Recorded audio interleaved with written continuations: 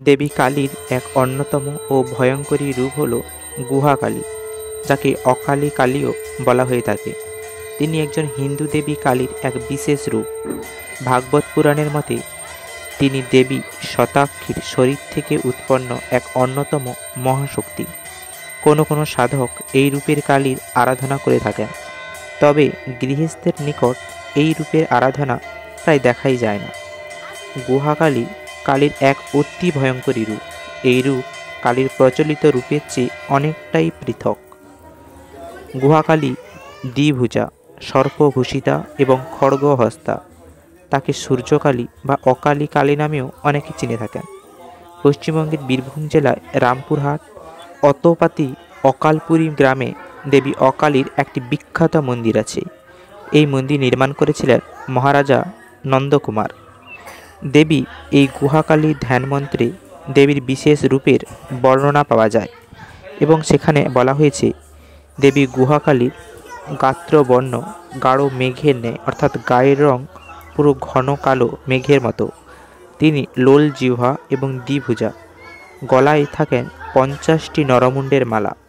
কোটিতে অর্থাৎ কোমরে ক্ষুদ্র কৃষ্ণ বস্ত্র। স্কন্ধে অর্থাৎ কাঁধে থাকে নাগযজ্ঞ তপোবিত। মস্তকে জটা এবং অর্ধচন্দ্র। কানে সব দেহরূপী অলঙ্কারসমূহ। হাস্যযুক্তা, চতুর্দিকে নাগফণা দ্বারা বেষ্টিতা এবং নাগাসনে তিনি উপবিষ্ট করেন। বাম কঙ্কনে তক্ষক সর্পরাজ এবং দক্ষিণ কঙ্কনে অনন্ত নাগরাজ নিয়ে দেবী বিরাজিত হন। বামে বৎসরূপী শিব, তিনি নবরত্নভূষিতা।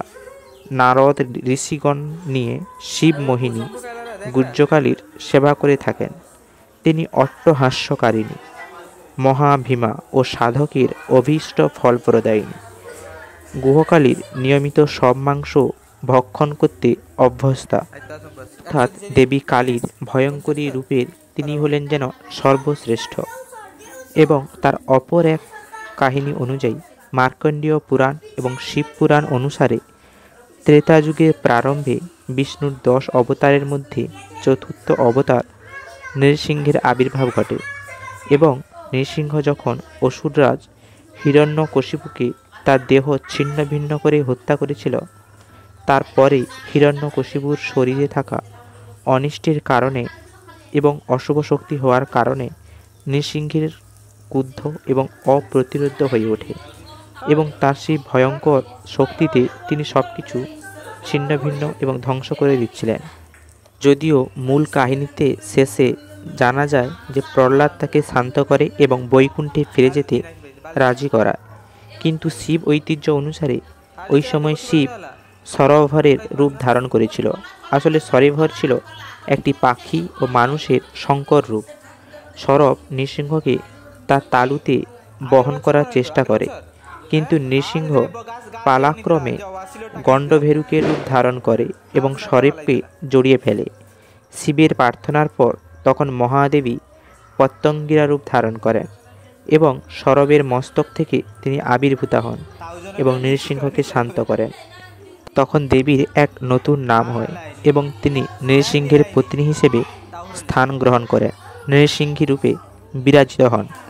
আবার অন্য একটি উপাখ্যান থেকে জানা যায়, প্রাচীনকালে যখন 2 জন ঋষি প্রত্যঙ্গিরা এবং অঙ্গিরস ধ্যান করেন, তখন তারা একটি মূল মন্ত্রের মাধ্যমে একটি দেবীর ধ্যান করেন, যিনি নামহীন ছিলেন। পরে তিনি নিজেকে ঋষিদের নামে তার নামকরণ করে থাকেন। এইভাবে দেবী মহাকালী রূপ ধারণ করেছিলেন এবং অঘোর তান্ত্রিক তাদের তন্ত্র সাধনায় সফলতা এবং আরও শক্তিশালী হওয়ার জন্য দেবী অঘোরকালীর বা এই মহাকালীর আরাধনা করে থাকেন। তবে কোনো সাধারণ ব্যক্তি এই দেবীর পুজো ও অর্চনা করা কখনোই সম্ভব নয়। বিশেষ তিথি এবং বিশেষ লগ্নেই এই দেবীর আরাধনা ও পূজার্চনা হয়ে থাকে। ঘরুয়া পাখা